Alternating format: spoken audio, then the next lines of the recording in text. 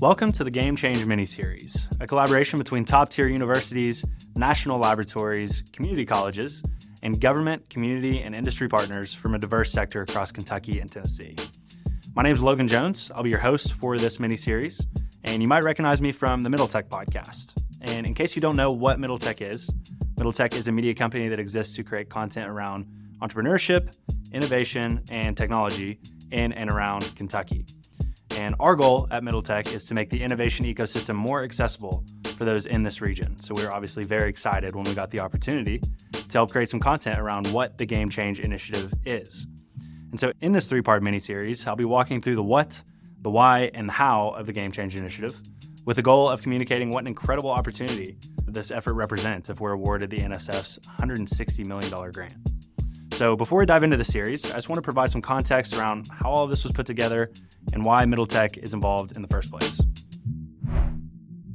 So for the past 4 years, Middle Tech has released over 300 interviews with entrepreneurs, investors, and ecosystem supporters that are actively creating this region's innovation ecosystem. And throughout that time, we've built relationships with many different leaders, organizations, and institutions whose goal is to see this region succeed and thrive. One of those leaders being Ian McClure, the Associate Vice President for Research, Innovation, and Economic Impact, and the Executive Director of UK Innovate at the University of Kentucky. Ian is also the Project Director for the Game Change Initiative. So that team invited us down to Dale Hollow Lake State Park for the first Game Change workshop and summit to document some of the thoughts, ideas, and conversations being had during those 2 days that are collectively shaping the future for economic advancement in our region. Throughout this series, you'll get to hear interviews with various thought leaders that were involved in this initial gathering, representing the various universities, laboratories, colleges, government organizations, industry sectors, and community partners involved in this initial Game Change workshop and summit. This is part one. What is the Game Change Initiative?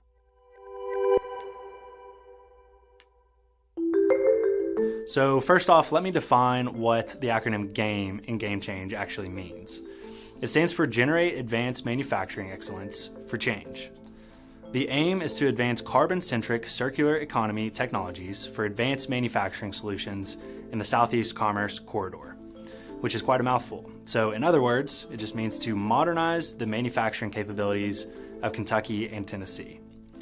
This plan has been put together as part of the application process for the National Science Foundation's $160 million grant through their Engines program, the largest single award program the NSF has ever launched. Here's what Ian and some of the other leaders at the summit had to say about the project. And talking specifically about the Game Change program here and some of its goals, we're ultimately here to try and win this $160 million grant. Talk about what that grant money is specifically for in terms of the manufacturing and sustainability and circular economy stuff. Let's dig into that a little bit. Yeah, perfect. So what we have here is a development award. So they've handed us $1 million to organize our coalition and design a proposal for a $160 million investment in the region. The goal of the program, as I mentioned, is building an innovation ecosystem. For us, we have chosen circular economy for next generation manufacturing. Knowing that Kentucky and Tennessee are hubs for manufacturing, and growingly so, we are supply chain superclusters of the entire country. We're a place that by 2040, the Federal Highway Administration knows will have more freight tonnage flowing through I-65 and I-75 going right down both of our states than any other state in the country. Wow. And so for that reason, it makes sense to invest here in sustainable manufacturing, right? An economy that supports not just the growth of the industry, but also the sustainability of competitiveness of the communities that are impacted, workforce, those things. And so that's what we're here to talk about and potential impact of this program. We're here with Landon Borders from UK Innovate Connect, and you're also the Executive Deputy Director of the program as well. Did I say that correctly? I want to make sure. You screwed that up entirely. It's way wrong. No, I'm just kidding. No, Landon Borders, Executive Director of UK Innovation Connect and Deputy Director for Game Change. Well, cool. It's awesome to get to talk to you a little bit about this program. I want to start off by just talking about what you guys are trying to accomplish here today. So let's talk about what does need to happen to get that grant. What do you guys need to accomplish, or what milestones do you need to hit to make that happen? Yeah, great question. This is a development award, so we received $1 million really to fund events like this, to bring people together, to really refine our scope of work.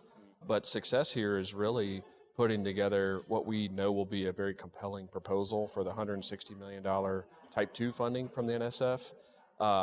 But we have to do that in a way that demonstrates our willingness and capabilities to collaborate, from an academic standpoint for grants, or from an industry standpoint for customers. So we kind of have to get over that hump and feel comfortable in talking about that. I think another challenge is really making sure we've got everyone covered and being as inclusive as possible, right? And we're thinking about rural areas in eastern Kentucky and what their challenges are that are unique to that area, or in urban areas and economically distressed areas, say in some of our metropolitan cities. That's hard to be as thoughtful as you possibly can to get their perspectives and really listen to what their needs are. I think obviously there's going to be technical challenges, right? We're talking about innovation and invention and bringing new technologies to life. And that is certainly, as an engineer in my background, I know that that's challenging as well. But I tell you what, you take this approach of starting with the problems, with the unmet needs, and as I see it, it makes it even more gratifying when you've solved them and you know that this person that you spoke with at this event had this problem and brought it forward to you, and you have high confidence that your outcomes will then achieve impact for them in the community. So that's just to say that this is a very gratifying type of work to be doing. We're here with Amy Henry of the TVA, Tennessee Valley Authority. So Amy, let's just start off by talking about your position within Tennessee Valley Authority. What are you responsible for, and what perspective do you bring to this Game Change initiative? All right, thank you. So I am a director in TVA's Innovation and Research Department, and our focus is the future. So we are trying to find innovative new solutions in research that industry is doing, that startup companies are doing, and we try to test those out and see if those can become solutions for TVA to build capabilities in the future. Awesome.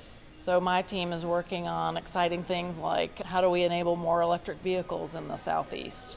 How can we add storage capabilities to TVA's system? How can we modernize the grid to work more efficiently? Looking at advanced nuclear technology and ways to connect our communities better with technology and data. Yeah, we were chatting for just a second before hitting record here, and we were talking about, TVA is very focused on the energy side of all of this, which is obviously, that's kind of where everything originates from. You got to have the energy to power the manufacturing and everything like that. But let's talk about some of the challenges with what we're trying to accomplish here with this Game Change program. Based off what you've seen so far, what are some of the challenges that you would foresee facing trying to accomplish the goals of this initiative? Yeah.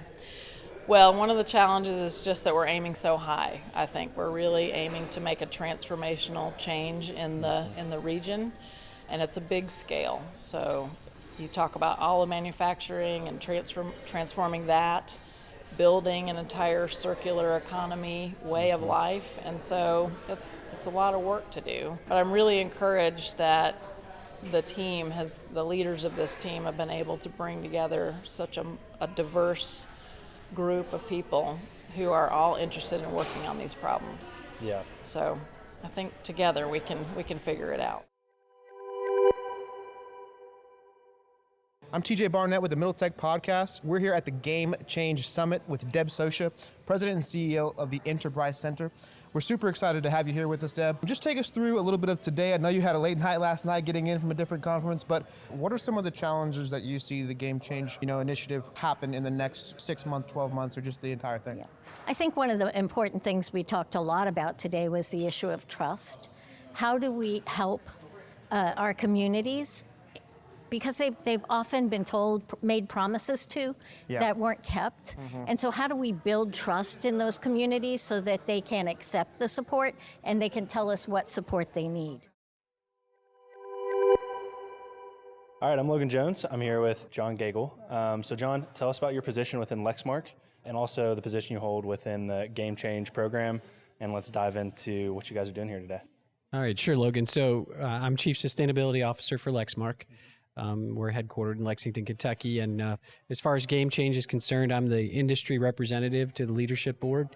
So that's the role I hold. This is, we're here for our first summit, so it's good to get the crowd together and get started, although there's been a lot of work that's been done already to this point. As you know, a lot of stuff's going on, but getting everybody in the same room together over a couple days and hashing out what are their next steps. And talk about some of the challenges with doing that. So, you're coming here to try and figure out what all these unmet needs are and hear perspectives from all these different organizations.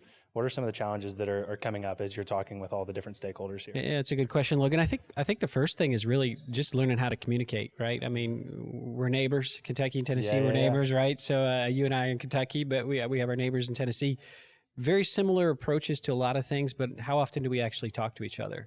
How often do we reach across the border, not just the state border, but reach into different industries or different, in our work, we call them different verticals, right? So talk to the financial groups, talk to the academic groups for a shared common goal, right? And that's really what this is about. We're maybe, I don't want to call them barriers, breaking down barriers, but maybe lowering some hurdles that can, slow down the pace of progress. So we're trying to get rid of those hurdles and position Kentucky and Tennessee for the 21st century here, moving deeper into it, as I said earlier. And then how do we leverage our strengths? Because we have a ton of strengths in this region.